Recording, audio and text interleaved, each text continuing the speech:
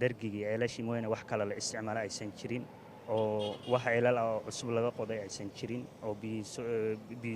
بيلسوقلي أما أيسن شرين إلى هذا والله waxaa laga helaa dhinaca oromada walaaleyna oromada oo bajaaj lagu keena oo biyahaas oo lagu iibsada ala jarkinkii 20 bir 20 bir lagu iibsada biyahaasna maalin waad heli kartaa maalin wallahi xafiiska biyaha ama ilaa mas'uuliinta u sarreeyay deegaanka uu horeeyo madaxweynaha waxaan ka codsan lahaa runtii in biyahan degmada Mooyle ee Goofla naga soo jiido oo biyahan farsamadooda iyo waxooda la hagaajiyo oo biyahan loo soo jiido si aan u helno biyaha degmada Mooyle ilaant waxa weeye halis baa lagu jira ogol saddex ceel baa jira mid waa halaabay wax suubi male hadda waxa weeye 12 habeen iyo 12 maalin dad iyo xoolaha saas bay u tuuranyiin halka jirgaan oo biyo 25 bir oo lacag Itoobiya wey markii saad weeye dhibki jir waaka biyo waxa laga soo dhaaminaa waxa weeye mato arbasabaad iyo dhulkaas jiiraankanada oromada ayaa laga soo dhaamiyaa dawladda deegaanka Soomaalida xukunka wasaaradda biyaha inay si degdeg ah ummadda iyo xoolaha ay ummadda soo gaaraan qaybaha kala duwan ee shacabka ku dhaqan xarunta degmada Mooyaale ee gobolka Daawaya waxay ka cabanayaan biyo la'aan baahsan oo ka jirtay ilaa iyo muddo laga joogo 3 sano tan iyo sida ay shaqaqadu u dhaxdayaan dib u habeyn lagu sameeyay riiga biyaha laga soo jiido degmada u jira masaafo ahaan 30 kiiloomitir haddaba waxa warbaahinta deegaanka SRTV u waramay qaar ka mid ah qaybaha kala duwan ee bulshada ku dhaqan waxayna sheegeen in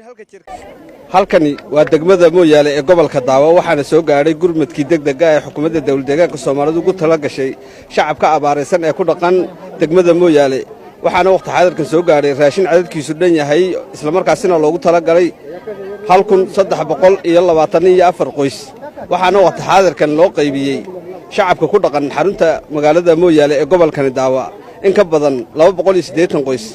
shacabka oo warbaahinta deegaanka Soomaalida SRTV u waramay ayaa sheegay in xukuumadda deegaanka Soomaalidu ay soo gaarsiisay noocyada kala duwan ee raashinka isla markaasina ay sheegeen in raashinku uusan ku fulayn waxaana xukuumadda ka codsadeen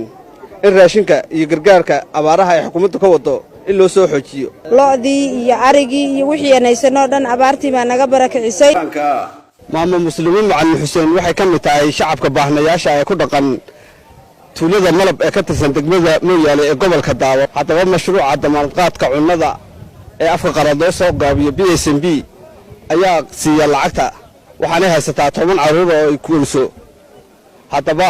waxaan wax ka weydiin doonaa xaaladda guud iyo waliba sidoo kale mashruuca BSMB waxa uu qabto waxaan joogaa hadda meesha lacagta lagu bixinayo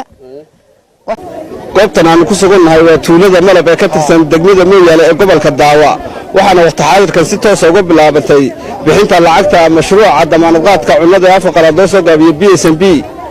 kaasi oo loo qaybin doono bulshada ku dhaqan degmada Mooyaale iyo tuulooyinka hoos yimaada